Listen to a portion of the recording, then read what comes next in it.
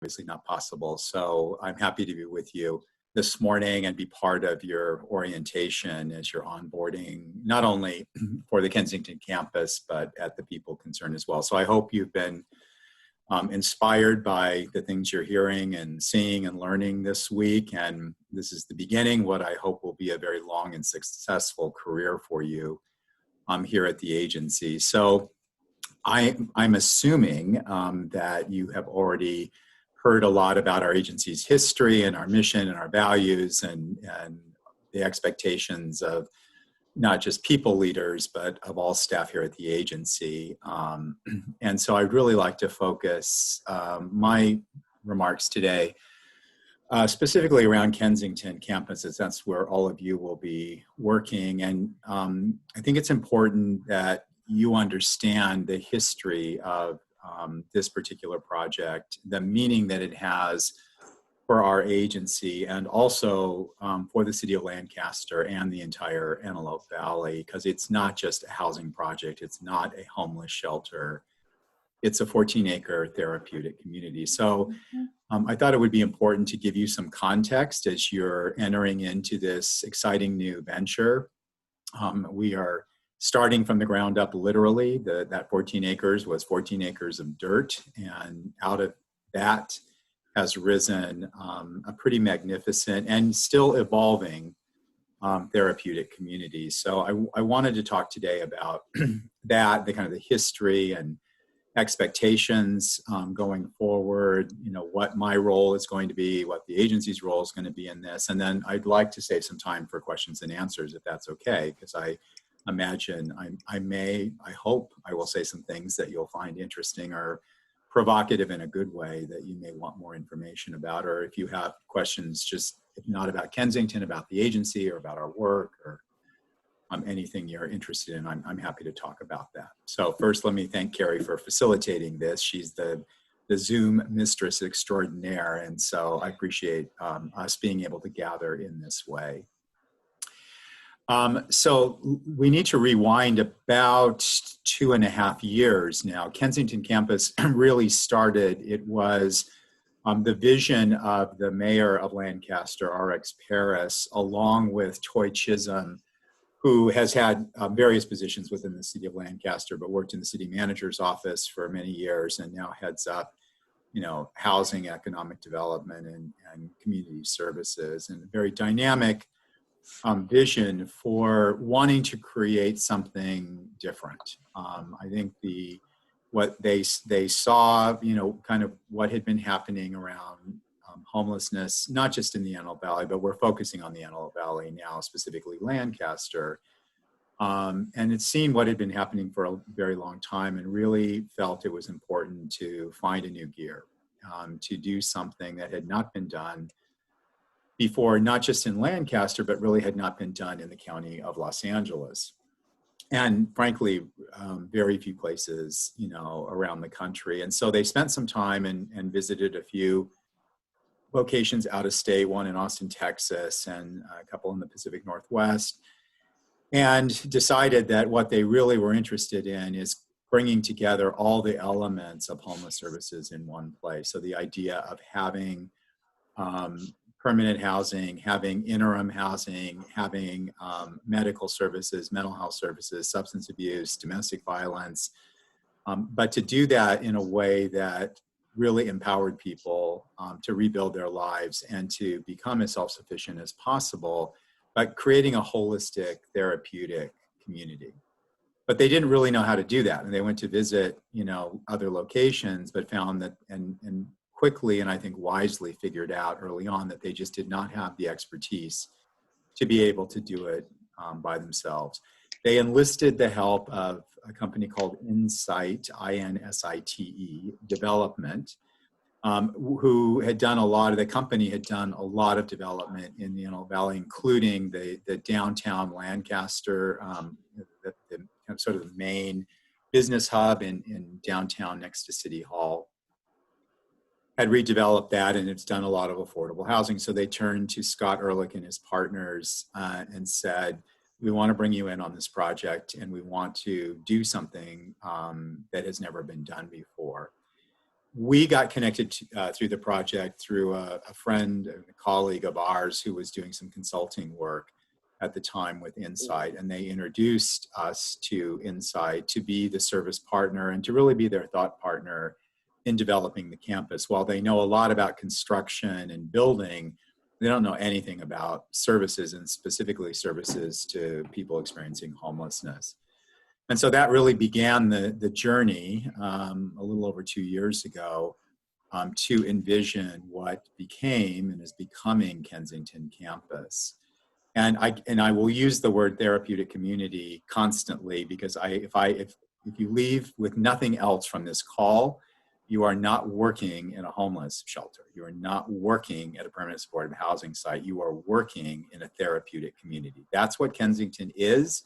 That's what it was envisioned to be. That's what it will always be, now and forever.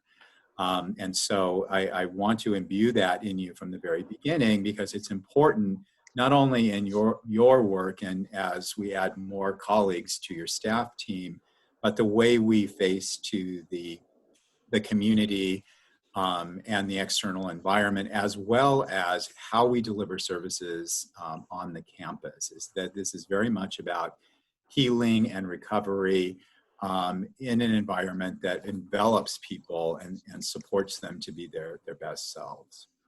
So that's kind of, the history of how we got to creating Kensington. So on the campus, you'll notice that there will, the third pod of the permanent supportive housing. So there are 3 pods, 50 units each, 25 in each building. They're built in 2 building pods. So the front of the campus, as you walk in or you drive in, you notice there's a guard shack. You notice that the campus is completely fenced. That's not to create a jail, a prison-like environment. It's really for the safety of the residents who live there. And then you move into the campus and you notice right away that we have the first set of permanent supportive housing.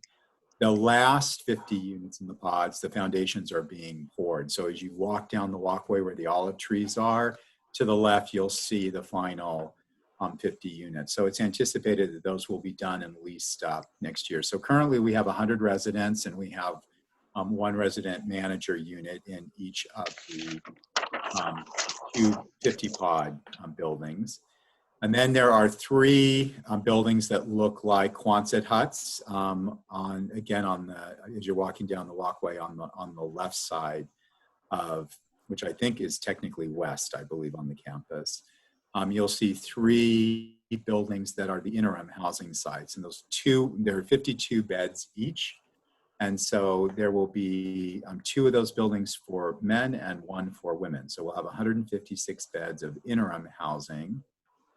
And then as you directly across from the interim housing sites, you'll see the dining hall, the kitchen and the dining hall, which will be the area that's used for serving meals to the residents who live there, the 156 interim housing residents. And we also envision that it will be a place of gathering when we can do that again for the community to be able to come in and participate and provide meals and spend some time with the residents, prepare and serve the meals, or work with the kitchen staff or the food services crew to be able to provide some additional support. And then if you move from the dining hall sort of across the campus, there is it's kind of east of the dining hall, you'll see a kind of a multicolored, and it's a smaller services building, and that's really envisioned. There's a laundry in there, and there are several rooms that are envisioned to be part of the wellness activities. So arts and crafts and therapeutic activities for the residents who live on the campus. And that will be done both internally and with the help and support of our external partners. And David, that's a big part of your role as well, and in terms of health and wellness. And we'll talk a little bit more about that.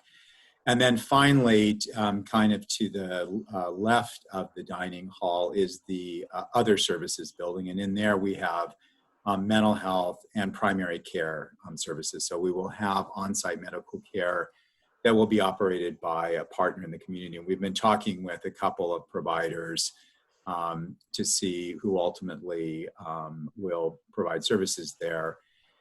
so that we will have the ability for our interim housing residents and anyone in the permanent housing, again, anybody living on the campus would have access to primary care and mental health services.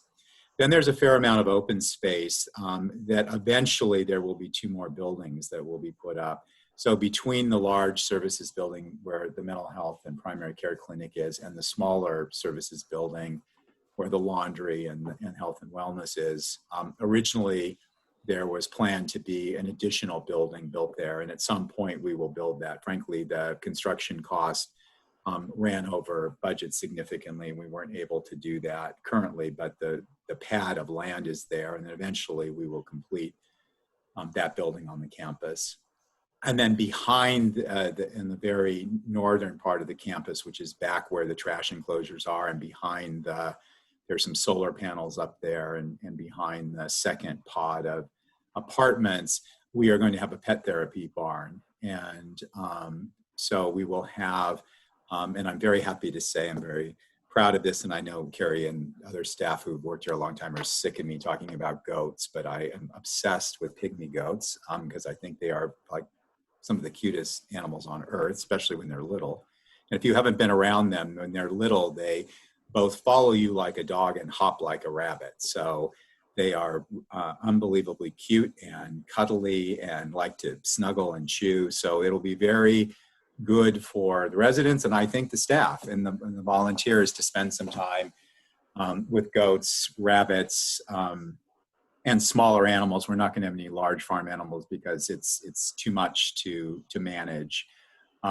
So we are, that will be completed. I've been talking to the developer, Scott, who's one of the partners at Insight, is a huge animal advocate. And so we've been talking about ways to get that built. And our development team has actually been working on some sponsorships for the construction as well. So I'm very excited about that. And then the other spare land that we have out there is going to be an organic garden, so that residents who live there will be able to actually participate in growing food that we will then use in the kitchen and serve. So I share all of this detail with you. So, and the one final, 2 final things I should mention in sort of future plans. If you drive up along Avenue I, in the front, there's a construction trailer, and there's a pretty large pad of land that's just beyond the fence.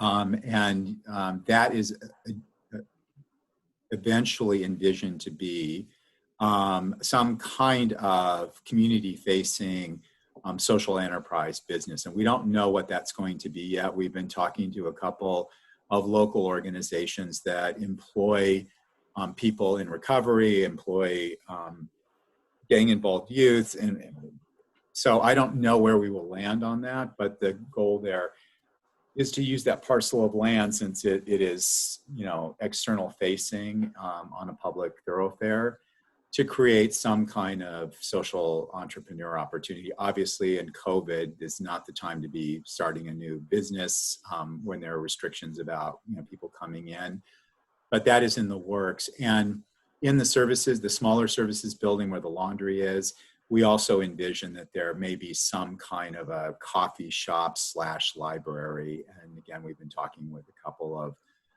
local organizations to see if they might be interested in managing that on the campus. That would be really inward facing for the residents of the campus, not an external business per se, where we would have a lot of people coming from the outside. That's one thing. The reason that the property is fenced is also to control access, because this is not, what Kensington is not a drop-in center. It's not an access center where people experiencing homelessness just roll up to the campus and say, I'm here, I need services. It is meant to be an environment for people who live on site in the campus, and also an opportunity for the community to get involved. So let me just talk about the kind of the external face of the campus.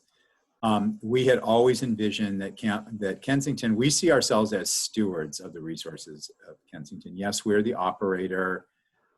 Yes, it's our responsibility to provide services to the residents, both the interim housing residents as well as the residents living in permanent supportive housing.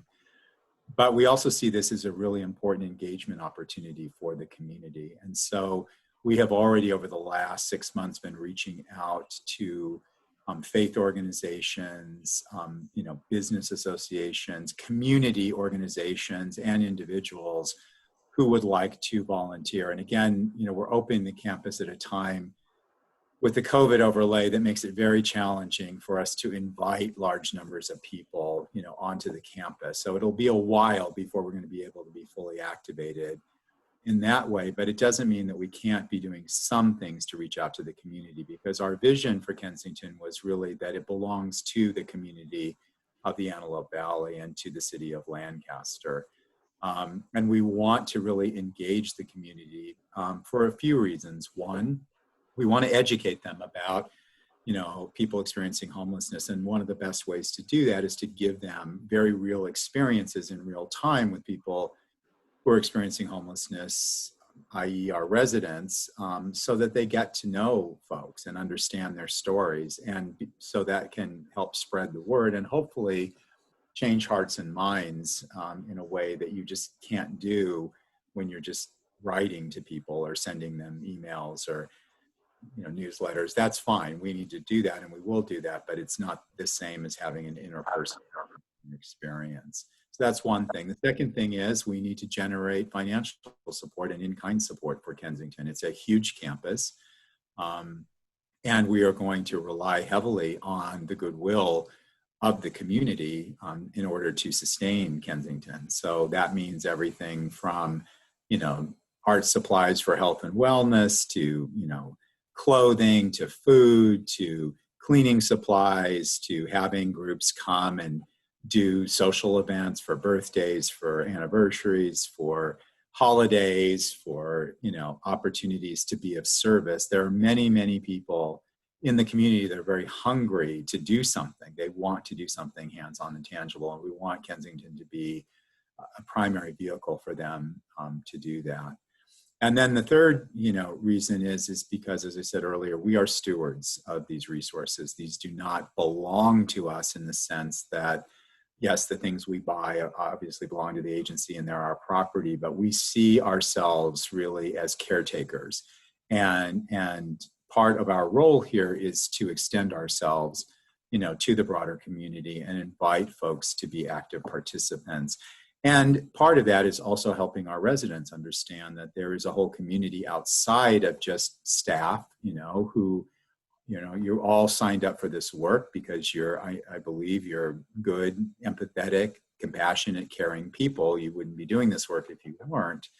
And that's wonderful. And we need your professional expertise, obviously, to work with our residents. But we also need the support of the community, and our residents need to know that there are people outside of the campus of Kensington that are interested and care about their well-being. So those are really the platforms that we're using to extend ourselves to the broader community.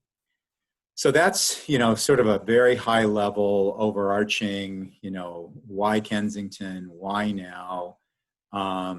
Let me talk a little bit about kind of expectations of, how you do your work and how you interact with each other, with residents, people that we're serving, and the community. So our expectation, for all the reasons that I described, is we see each of us, it's not just me, it's not just the executive leadership or the senior leadership in this organization that are ambassadors to the community. There's an old saying, you never get a second chance to make a first impression. And that is so true in all of our work. It's true in your interactions with your clients. It's true in our interactions with the broader community. It's true in all of our interpersonal interactions, actually. So our job collectively is to be goodwill ambassadors for both the people concerned and for Kensington Campus. So the interactions that people have with you, how you behave, how you talk, whether you follow through or not, whether you keep your commitments, whether you do your work with integrity, all of these things are important. And they're a reflection not just on you, but on our organization. And at the end of the day, people judge us not by what we say, but by what we do.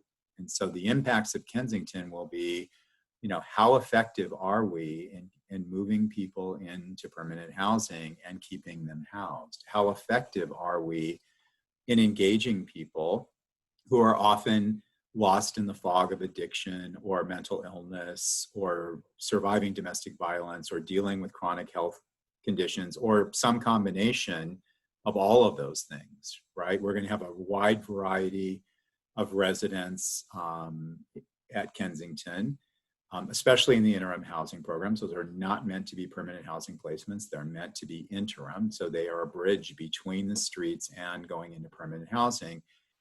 Vast majority of those folks are not going into permanent housing at Kensington. They're going into permanent housing elsewhere in the community because the Kensington units are leased, except for, you know, the last 50 that will come online next year. So we're going to have to be very creative in how we move people into housing and how we support them in staying housed.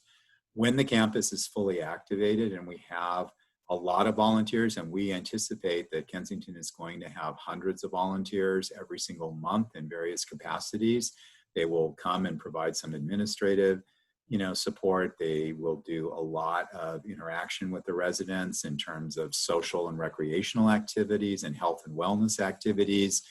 And so it's going to be critically important that we as staff members who are representing the organization. So how you interact with the volunteers is critically important. We don't want people, you know, leaving and having a bad experience because they had a terrible interaction with a staff member, you know, or a resident either, but we have less control over how the residents behave than how we behave. Although I will say that if we are modeling the kind of behavior that we expect from one another and we expect from the residents, then we should be able to reduce, you know, negative interactions both amongst ourselves and amongst the residents and volunteers. Now, that's not always the case. I mean, those of you that worked in the field for a while or a long time know that, you know, people do what they do. And even those of us who are high functioning, we have bad moments or bad days where we're not our best selves. And we get that. So I'm not in any way suggesting you're expected to be superhuman and never have,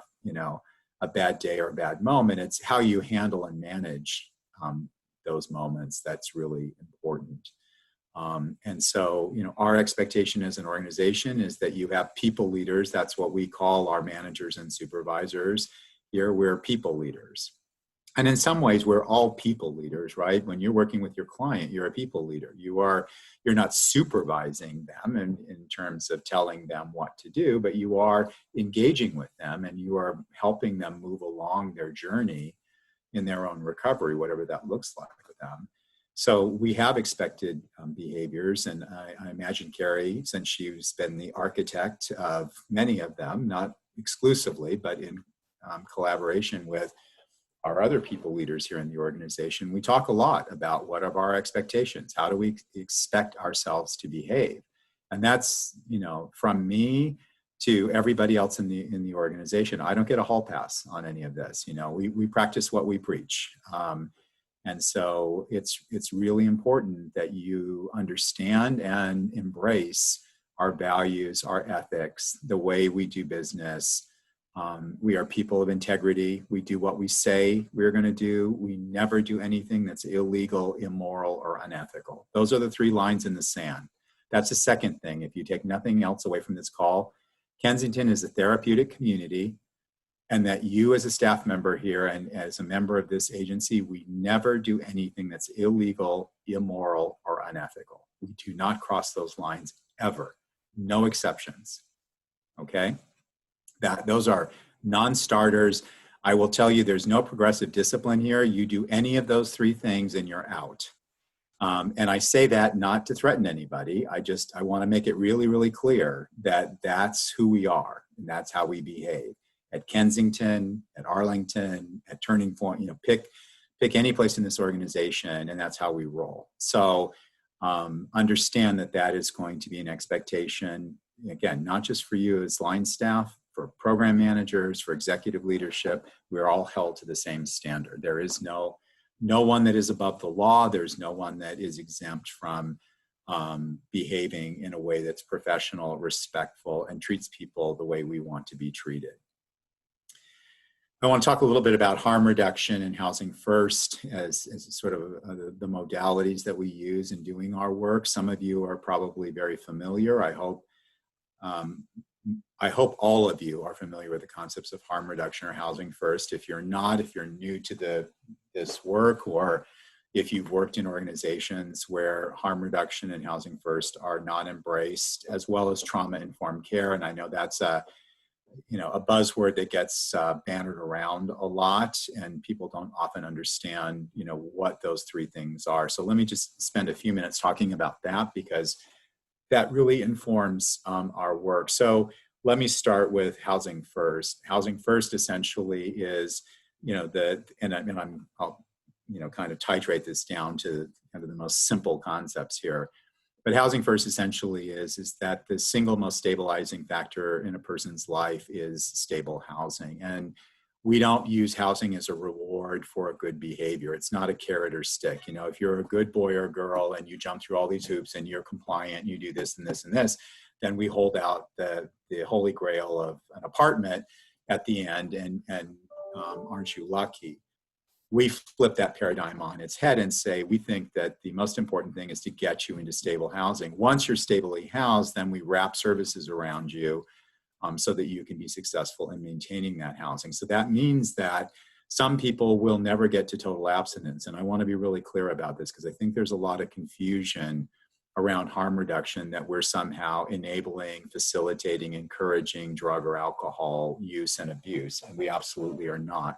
In a perfect world, people who struggle with substance addiction or are struggling with mental illness would be med compliant and would stop using. They would be abstinent, right? That's the healthiest outcome for them long term. But we understand that some people will never get to abstinence. Harm reduction is really a continuum where you have somebody who's completely using on one end and completely abstinent on another. And the fact is that most people are somewhere in the middle. They are moving towards abstinence, and many people get to abstinence. We all know folks who are in recovery and have been in recovery for many years. And we also know that there are folks that get very close, but they never get, all the way there. And so we don't withhold housing or services as a condition of compliance. That does not mean that residents get to do whatever they want. Doesn't mean that they get to keep or use drugs or alcohol on site. It doesn't mean that they get to be disrespectful to other residents or to staff.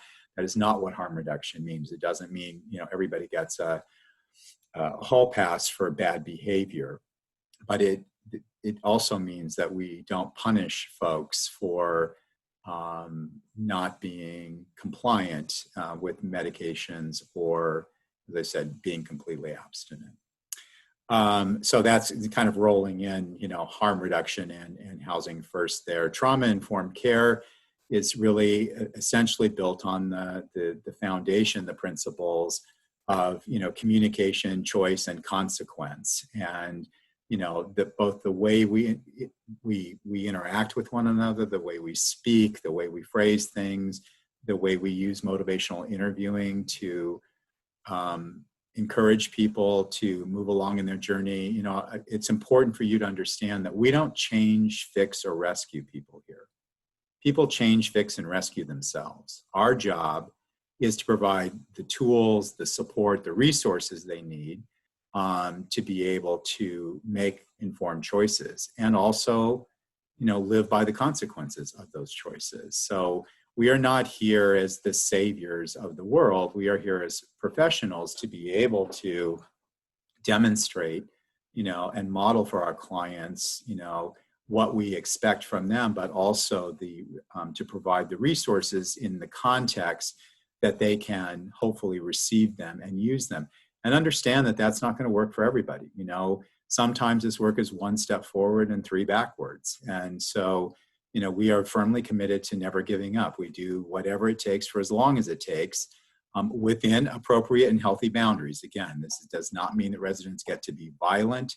They don't get to steal or damage property or be disrespectful.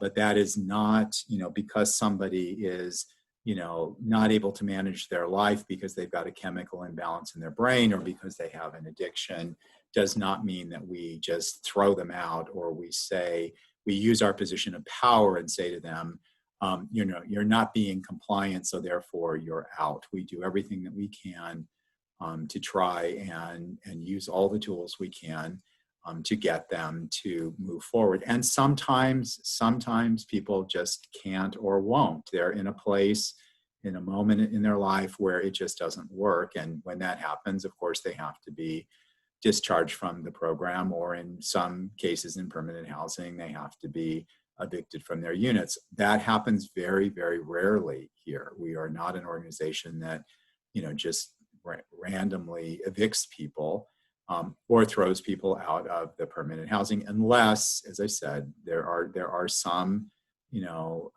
boundaries that we cannot cross. We cannot tolerate violence or threats of violence, and we cannot tolerate stealing or disrespect of other residents or the agency's property. But short of those things, we work very hard to make sure that we're doing everything in our power to make sure that our residents are successful.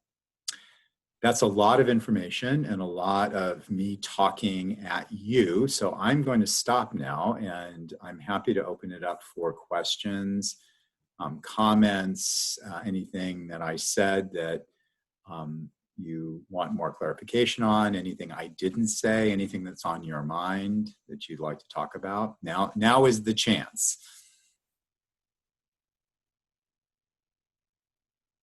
Don't be shy. When is the grand opening? Yeah, it's a good question. So our grand opening won't be so grand because we'll be limited. We are right now looking for, we will start, hopefully the work will be finished in the interim housing sites, and we need all of the functional buildings that I described, particularly the interim housing site and the dining room and the large services building need to be completed in order for us to move residents in. We need what's called a certificate of occupancy, which is basically the city signing off and saying, yes, this is, safe for people to live and work in. So we need that first. Our plan is to have that by the end of July. And then in the first couple weeks in August, we are looking at Supervisor Barger, who's the supervisor for that area, and then the mayor, RX Paris. We're looking at their schedules for August 10th and the week of August 10th and the week of August 17th to invite them and probably a small group of press and a few other supporters to come and tour the facility. Both the supervisor and mayor have been on the campus a couple times. They were there at the groundbreaking. They were there a couple of months ago when we moved our first residents into the first pod. They came out and did a tour, and now our hope is that they will be able to come and kind of see the completed campus minus the buildings that I described earlier. So in terms of residents on site, the goal is by the end of this month. We still have a fair amount of hiring to do, and we have our second job fair today. So we'll see what that brings in terms of qualified applicants. We want to get the best people to join all you good people. We want a really strong staff team, folks who are committed, excited, and passionate about the work and about being at Kensington. But that's our time frame right now. So the good news about 14 acres is social distancing, on the campus is a little easier than, being in a crowded room or something like that. But we also want to be careful and respectful that, we're following all of the public health protocols.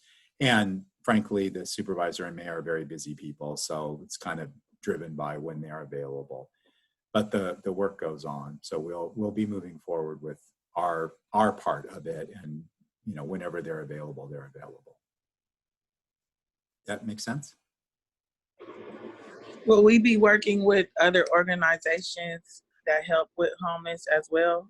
Oh, definitely. Yeah, no organization, including ours, can do this work in isolation. I mean, first of all, you'll be taking referrals from other organizations. So the referrals coming into the campus, the first residents that are prioritized for the interim housing are currently at the MAC, operated by VOA. So, but Mental Health America, Valley Oasis, Antelope Valley Partners for Health. Obviously, the primary care we're not providing. We'll do that in collaboration. The mental health services, by and large, we will provide ourselves, although we'll be getting referrals from other organizations. And if the clients are already receiving services there, we don't want to duplicate that. But there'll be a lot of facilitation and coordination between other organizations in the community. Absolutely. And that's, part of why we have a position there that is, while it's oriented around health and wellness, there's a big component of that job that is also external facing, to be able to develop the collaborations and partnerships with other organizations. It's critically important that we have good working relationships between other organizations. And it's also critically important for you who are working on the front line, especially those of you that are case managers, because your job is to be an advocate for your client. And you can only be an effective advocate if you really know what the local resources are, what's available. When you're developing the care plan for your clients from the get-go, it's important for you to have a strong working knowledge and have good relationships with your colleagues. So if you need to make a referral, you know how to do that in a way that's seamless. And then conversely, that door swings the other way. When other providers in the community need our assistance, we want you all to have good relationships with them so that that can be facilitated, very easily. Thank you for those questions. Other questions, other thoughts, comments? Yeah, I was curious about something. Mm-hmm. I was wondering if the lower cost of living afforded in Lancaster as opposed to maybe some of the other locations, the other communities you have in LA, was that an incentive for choosing the location? It really wasn't. So there were, in terms of the agency working in the Antelope Valley, you mean? Correct. Yeah. Or just being an incentive in general at all? Well, there are a couple things. I mean, so the agency has had staff living in the Antelope Valley and commuting for a long time. And what we have found over time is if you've ever done that commute, it's a grind, both coming and going, and especially staff who have children or families. It's really hard because they often aren't getting home until late and aren't being able to spend time with their kids or do their homework. And so, that certainly was something that we were hearing from our staff a lot. We have been providing services in the Antelope Valley on the permanent housing side for decades. We've had residents in the Antelope Valley, both in Lancaster and Palmdale and some of the unincorporated areas for decades, and we were providing supportive services in housing. So as an organization, strategically, we had been looking at I'll just call North County, for a while, especially as the number of people in permanent supportive housing. We're supporting over 2,000 people in permanent supportive housing throughout LA County, so from Lancaster down to Long Beach. And we have a very large geographic spread, and so we had been looking at opportunities in the North County area because we were finding more and more the permanent housing was clustering there. But the primary impetus for Kensington was that we were asked to do this. So, as I described earlier, both the city and Insight came to us and said, we really like what you're doing.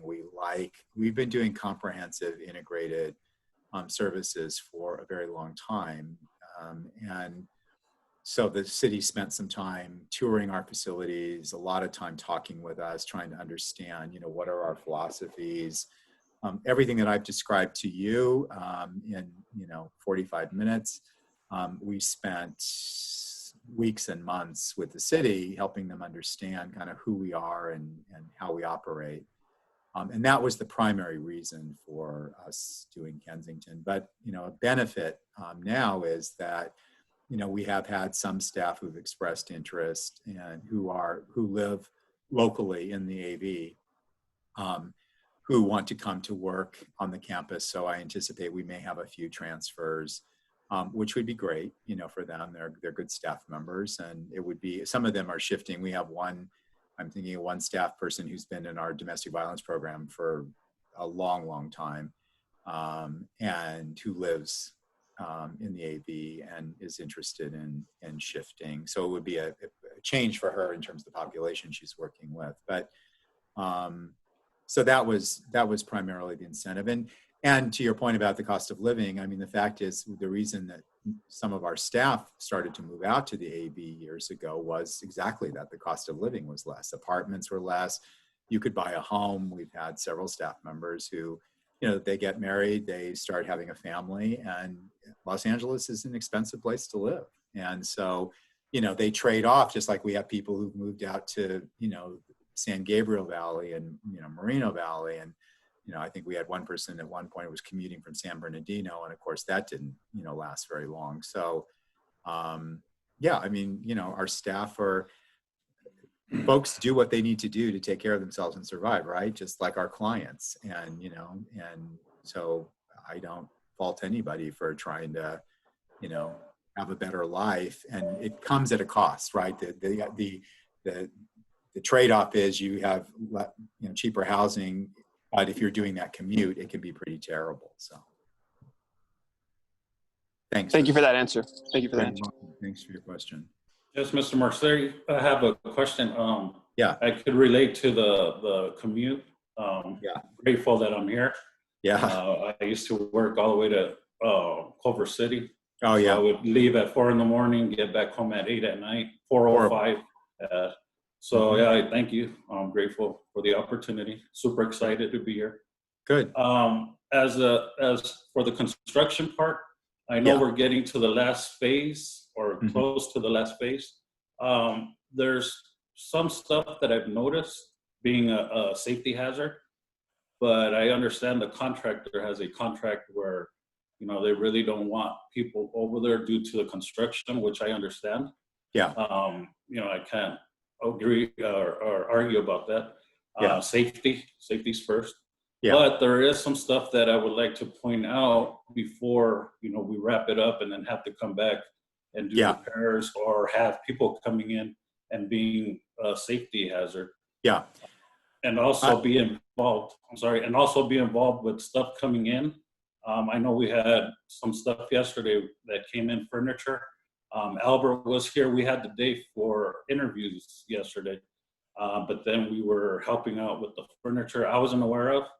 Yeah. So about the day before, we were able to manage it, but I think the contractor was a little upset of how it took place. So with me being here, I think we can coordinate. I just spoke to George and also Glenn, and he said, he was a little upset, but he just said moving forward, hopefully one person can communicate with him, which would be me or Albert, to where we can come to, their schedule and how they want it to be run, and, just to avoid any conflict. Yeah, and I appreciate those comments, Jack. I think, part of the challenge, and you're absolutely right. I mean, we need to do a better job in coordinating them. Part of the problem is that we were relying on Insight, like the furniture delivery specifically. That has been scheduled for weeks, and Insight was well aware of that. And I don't think the project manager at Insight let George know kind of what was going on. So, everybody, this is one of the challenges in communication. Everybody thinks somebody else is doing it and nobody's doing it. And then everybody ends up upset afterwards because, I thought you were doing it and you thought I was doing it. And so it goes. So that's not an excuse for not communicating well. You're absolutely right, though, on the safety. I have noticed some things as well. In terms of having people back on the side, on the construction side, it is an active construction site, and we can't have people walking around just for liability, purposes. So I understand. I think George is a really good guy, and he's done a good job. But I know he's frustrated because there's been a lot of start and stop and a lot of things that have been beyond his control. And now we're getting to the end, and he's really feeling the pressure to get things wrapped up. So what I would encourage you to do, Jack, is, make a list, just start creating a punch list that you can go over with Albert. I've talked to Albert about this week, and he and I pointed out some things to him in the interim housing buildings that are going to have to be corrected before we have residents in there. So I think all of us working together, and to your point, good communication. And also, I think the other thing we always ask ourselves the question, not who else should know what's going on, right? So like maybe you and Albert have the information, but who else, George, other members of his team, just to make sure that everybody's on the same page and has the same information is helpful. So if we can kind of think and act in that way, it'd be very helpful. But I'm glad that you're there. When I said you have an important job, I did not mean to suggest that all the rest of you don't have important jobs. Everybody has an important job, but I really appreciate facilities and operations, because those are the things that, it's like administrative work. It's the behind the scenes, work that keeps everything running smoothly, that often people don't see unless there's a problem, unless something's broken, right? Or unless there's a safety hazard, but they don't necessarily see all the coordination of making sure the air conditioning are serviced and the fire extinguishers are serviced and the water, pipes are not broken and, yada, yada, yada. So I value the work that all of you are doing on the campus and appreciate your comments. Thank you. Other questions, comments? I was wondering, when do you estimate the time where we will all be working there on campus and not from home? Yeah, I think, end of July, early August right now. I would think in the next 3 to 4 weeks. And a lot of it will depend on how successful we are in hiring the balance of the staff. We do, as an agency, have some pressures on us contractually, because the contracts for the interim housing beds, we are supposed to start those services by the end of July. We were basing that on the construction deadline, and there have been some delays on the construction side. So that has been a little challenging for us, but we're doing the best, that we can. But to answer your question directly, I think the next, 3 to 4 weeks, hopefully, we'll be in a position where staff will be together on the campus. The other thing too is that for those of you that are, I know several of you are working out of the resident services coordinator's offices attached to the permanent housing sites, right? The apartments. And so those offices are very small, and it's difficult to have, many people in those spaces because of social distancing. So all the more reason why we have offices in the interim housing sites. We have offices in the services building that will allow for social distancing and for everybody to be, working but still be safe. Thank you for that answer. You're welcome. Other questions, comments, thoughts? I actually have one. First off, I would like to say I'm sorry for being late. It took me a while to actually be able to get on. Okay. They were asking for a password and stuff. So, but I was wondering, so the case managers are going to be working from home. What does that mean for the mentors? I mean, not mentors, but the monitors. No, so when the campus is fully activated, everybody will be working on site. Folks are working remotely right now, but this is just until when we have residents on the campus, we cannot have staff who are working remotely. This is when you're running residential programs. They operate 24/7, and so we need to have staff on site 24/7. So if you're working overnight or swing, you will be working on site on the campus, and the case managers, anybody working during the day, as I said earlier when I was answering Shawanda's question, you will also be working on site. So the expectation is that all staff are going to be, when the campus is activated, will be working on site. This is not a program that can be operated remotely. Well, yeah, but I mean, for the time being, what are the monitors going to be doing? Are we just going to be waiting till it opens completely, or? No, you should be actively engaged. I mean, I know this week you have training and onboarding. I believe Carrie has also some additional trainings that are lined up online. There should be a fair amount of online. We have an online.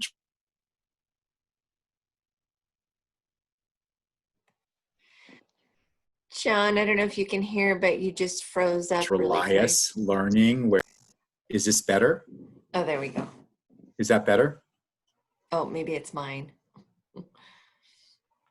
Okay, yeah, there we go. Is that better? Yeah. You can hear me? Yeah. Yeah. So I was just saying that there are a series of online training courses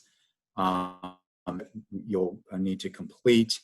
As we hire all the rest of the staff, there'll be time for supervision. Obviously, there's no hands-on work that you're doing on the campus right now, but there will be other responsibilities, mostly around training, and onboarding over the next couple of weeks that you'll be expected to participate in.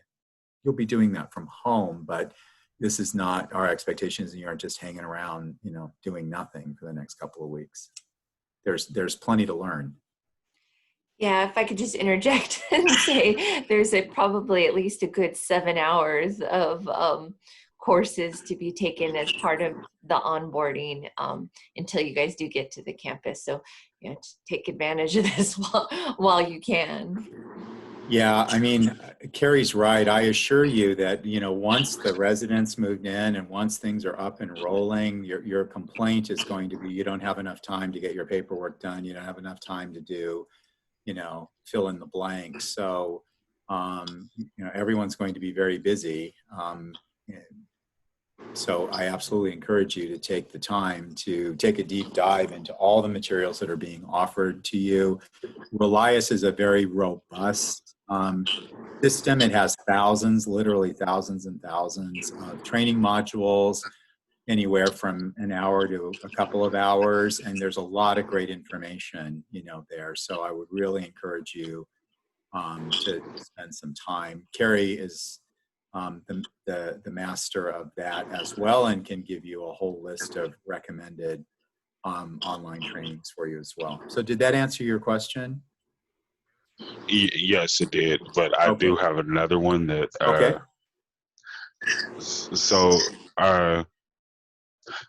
when it comes down to being paid, because we have to take care of our family and stuff like that. For these training modules, we will be getting paid for them, right? Yes. Okay. Yes. Yeah. You should have all been. We use an online payroll system called Paycom, and so you should have all been trained on how you enter your hours. Staff are expected to clock in and clock out every day. Are you familiar with the Paycom system? I have done it before, but I haven't got my employee email and stuff yet. So. Okay. So your HR partner is working with you on getting all of that set up. Is that right? Yes, from what I hear, yes. Okay. All right. So if you have any, Carrie can direct you, if you have any questions about who you should be talking to or how to make that happen, Carrie can help you. Who's the HR partner that's working? Is Ken Wan taking this, or Axel, Carrie? I can follow up and make sure everybody has what they need. Okay, because I know the HR team's been kind of tag teaming here. So when I say your HR partner, you'll have a team member from the Human Resources Department that's assigned to Kensington, who will be the liaison if you have these kinds of questions, about anything related to, work, timesheets, benefits, any of those kinds of things. They can answer those questions for you. Okay? Okay, thank you. You're welcome. I have another question because I'm not familiar. We don't have our email or anything. So for the Relias, how can we get on there to sign on or train it? So what I'm aware of, if you're working at Kensington right now, there is not internet access yet. They've been working on that. It was supposed to be finished last week. And so we don't have, there's internet access, I think, through a hotspot, but it's not convenient because everybody doesn't have their workstation. So I can follow up with our HR department and also our ops department and make sure that everybody has access. If you have access to internet from your home computer, then you can access it through the web that way. We just don't have, I don't know about everyone else, but for me, I don't have like the login. I don't have anything. I don't. Yeah. So I do have the internet. I have a computer I could log on to, but I just don't know the login or the website or anything. Okay. So I just want to make sure that. Sorry to intervene. We should be hearing from HR by the end of today. Yeah. They started recently this week, so we're going to have hopefully everything by today, and we're going to be in touch so that way they have access to everything they need. Right. Thank you, Milana. Thank Yeah, you. and I just want to add that you do have your emails set up because I was able to successfully email you, and your Relias accounts have been set up because I was able to do your assignments. So by the end of the week, like Malerna said, we'll make sure we have that all set up for you. Yeah. Thank you, Carrie. Yeah, I don't want to be a bother to everybody. I just don't want to be like I'll be feeling like I'm behind or something. You know, I just want to be caught up with everyone. And yeah. so No, it's no bother at all. And what I would just say, you know, again, is to be a little bit flexible over the next couple of weeks. This is a, you know, ground up construction project. And I'm not saying this to make excuses. It's just a fact that, you know, we were delayed in getting the power. We were delayed in getting the internet. There are a lot of things on the campus that we are going to rely on to do our work that we don't have control over. So we're trying, you know, to work with a contractor. We're partners in this and trying to collaborate and be respectful of the challenges. You know, you heard Jack earlier talk about the furniture delivery. So there's a lot of moving parts here. And I appreciate that. We also want you to have a good onboarding experience. I know it's very frustrating. Ideally, if I had my way, the entire campus would be finished. You'd all be walking into your new workspace, your computer be set up, your desk could be, you know, I know this is a little chaotic in terms of how you start, and that's not the experience that we want you to have. And all I'm saying is just please be a little bit patient because, you know, new construction is different than, you know, if you were coming into an established programmer's site. So I know it can be a little bit frustrating, but not to worry. There are plenty of folks here. If you have questions or concerns, you know, talk to your people leaders, talk to your HR partners. They're in contact with folks who will get you the answers that you need and get you the support. Okay? Thank you. And it's You're not welcome. Frustrating. It's totally understandable. Yeah. So I understand it all. It's a little frustrating for me, Shawanda, maybe not for you. You know, I'm a little, you know, obsessive compulsive about details. So I certainly understand, but I have learned over the years to, you know, temper that and learn to roll with it a little bit. So I am now 3 minutes over my hour, and I want to be respectful of your time. Let me just close by saying thank you for the opportunity to be with you this morning and kind of share some information and thoughts about Kensington. As I said at the beginning, I hope this will be, you know, a long and successful experience for you here at Kensington and also with the people concerned. We are here to do everything we can to help and support you. You know, what you do with those resources is really up to you. So with that, I will say goodbye. Thank you for making the time. I hope you have a good rest of your day, a good Friday, and a great weekend. Okay? Thank you so much. Thank you, John. You can do the same. Thank you. Nice to meet you all, and I will see you in person very soon. Okay? Likewise. Thanks. All right. Likewise. Thank Have you. a nice day. Bye-bye. Bye. I just want to point out that Shay put her phone number in the chat if anybody needs it, needs support with getting anything. And also just a reminder that at 10:30, you'll all be meeting with the fabulous Jenny Vargas to go over some really fun stuff about employee engagement. So have a good rest of your day. And it was lovely to see you all. So Thank you again, Carrie. Bye. Thank you. Reach Take care, out everyone. if you See you need in a minute. anything.